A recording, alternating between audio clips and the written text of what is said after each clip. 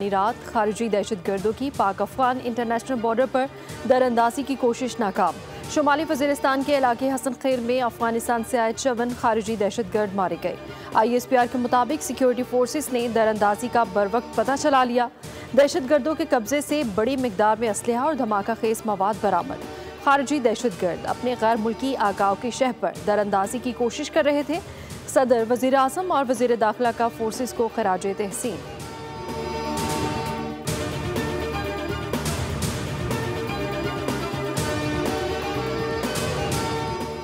खवारिज को बैरूनी आकाओं ने जल्दबाजी में भेजा। खवारिज को आगे आने दिया गया। जब आगे आ गए तो जवानों ने 3 एतराफ से हमला किया। दहशतगर्दों ने दोबारा पाकिस्तान में घुसने की कोशिश की तो यही हाल होगा, मारेंगे। दुश्मन की हर साजिश नाकाम बनाएंगे। वजीर दाखिला मोहसिन नकवी की न्यूज़ कॉन्फ्रेंस, कहा कि यह पाकिस्तान के खिलाफ हथियार उठाने वाले तमाम लोगों के लिए पैगाम है। भारत ने कुछ भी किया उसका जवाब जरूर दिया जाएगा। आज फोर्सेस को खराज तहसीन पेश करने का दिन है। खवारिज की तमाम लाशें मौजूद हैं। ये दहशतगर्दी का बहुत बड़ा सबूत है। पहलगाम हमले पर भी शफाफ इंक्वायरी के लिए तैयार है।